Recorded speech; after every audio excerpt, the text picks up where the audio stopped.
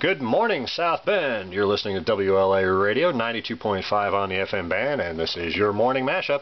As always, I'm your host, the Reverend Will the Thrill, preaching a gospel of peace, love, and a wide variety of good music to get you through your morning commute.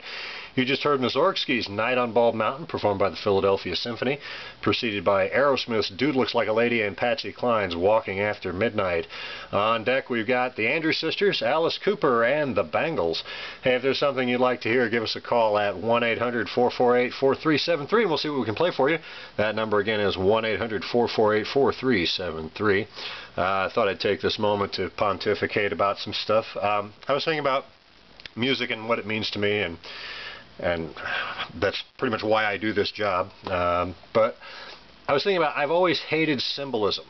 When I was in high school and college, my English teachers tended to focus on it a lot in the stories that we would read. They would ask us what the author really meant when he or she said this or that. And of course, my teachers, especially in high school, gave me the impression that theirs was the only correct answer. To add insult to injury, the author was usually dead and couldn't defend their works. My college professors were a little better in as much as they allowed for other people to have their own interpretations and opinions. Honestly, the whole thing turned me off to reading for a long time. I still contend that the best thing I read in college was Franz Kafka's The Metamorphosis, and that was just because I took it at face value. I refused to look at it as anything more than a great science fiction story about a guy who turns into a bug. Somewhere along the line, though, I discovered that symbolism is entirely subjective, not to mention personal. And what you get out of something may be completely different from what I get out of it. And both of those interpretations may have nothing whatsoever to do with what the author was trying to convey in the first place. Somewhere in high school was when I kind of developed this theory, and it was during that time that I was asked in my English class to give a report on the most recent movie I'd seen, which in this case was The Blues Brothers, and I went into some BS about the religious and spiritual significance I had managed to glean from it. To be fair, my English teacher liked to think she was actually teaching Sunday school.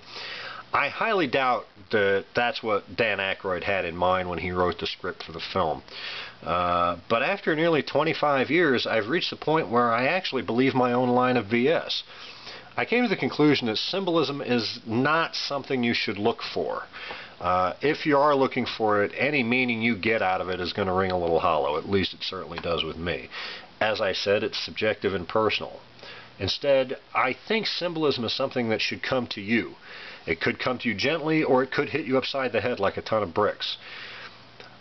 2002 was, well, let's just say it was a pretty crappy year for me personally. I'm way too sober to go into the gory details here, other than to say that the ramifications of that year still exist on some level to this day.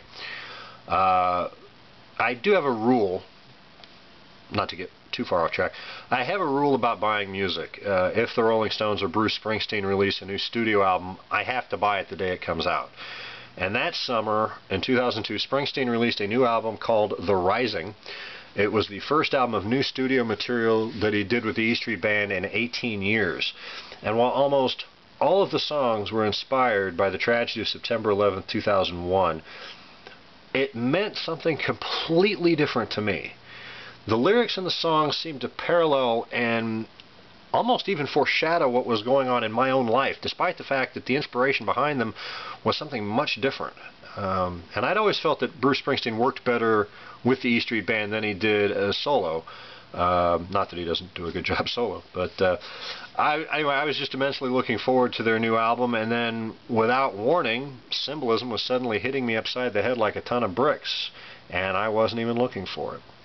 That album helped me get through that crappy year in ways I'm sure the boss never imagined. It's been 13 years and I'm still trying to find a way to thank him for it. And this seemed like an interesting way to do that. So I want to give a heartfelt thanks to Bruce Springsteen for getting me through that summer. I know I'm not the first person who has said something along those lines about his music, and I'm sure I won't be the last. But it's with that in mind that we get back to some more tunes with my favorite track from that album, My City of Ruins, on 92.5 WLA Radio.